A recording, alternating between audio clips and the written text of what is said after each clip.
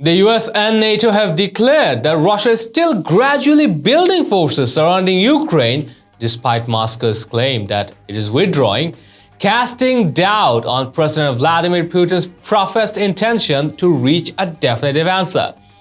On Wednesday in Ukraine, where residents hoisted flags and sang the national song to demonstrate togetherness in the face of concerns of an invasion, the administration claimed the cyberattack on the defense ministry was the most devastating the government has ever seen. It blamed Russia, which rejected any participation. It released footage to show tanks, infantry fighting vehicles, and self-propelled artillery battalions departing the Crimean region, which Moscow annexed from Ukraine in 2014.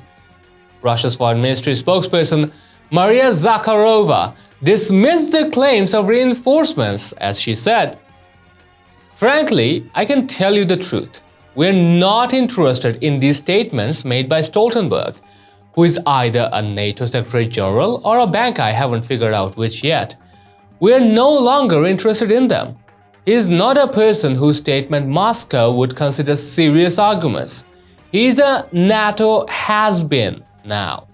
However, US Secretary of State Antony Blinken stated that major Russian forces were advancing to the border rather than out from it. According to a senior Western intelligence officer, the potential of Russian action against Ukraine would increase significantly throughout February, and Russia could indeed strike Ukraine with basically no or little to no notice. Experts have predicted that the situation might last for months. And in the meantime, NATO Secretary General Jens Stoltenberg stated that sending soldiers and vehicles back and forth does not constitute an indication of a withdrawal. Later, he stated that NATO might use satellite footage to establish Russia's reluctance to withdraw its soldiers. He also stated that NATO commanders had been charged with ironing out specifics for the placement of battle groups to the fleet's southeastern border. He stated, "It's not too late for Russia to step back from the brink of conflict and choose the path of peace. NATO has sent concrete written proposals to Russia on transparency, risk reduction, and arms control. We have yet to receive a response.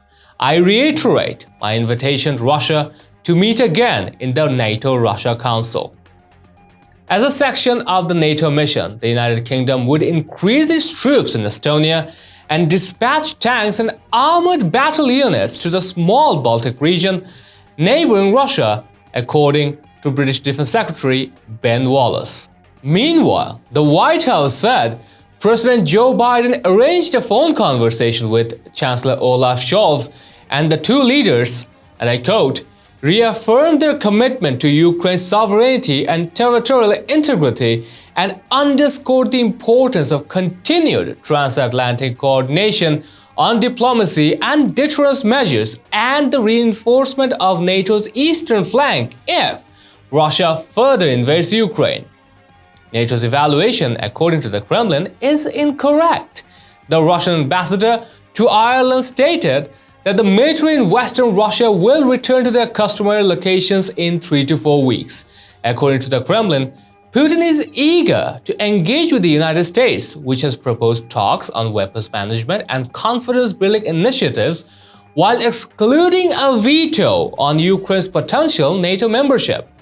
However, Russia has stated that it is prepared to divert energy exports to other regions if sanctions are imposed, as Washington and its partners have warned in the event of an invasion.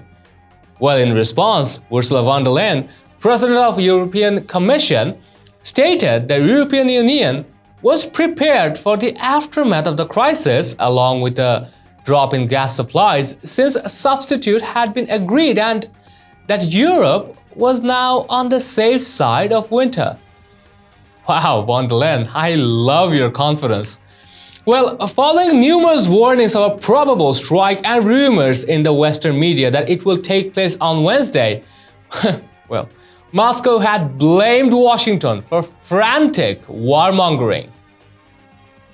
We'd like to know your thoughts and responses. Share them in the comments down below and also share this news and show us support through subscribing to our channel. Stay tuned for the real stuff on next News Hour.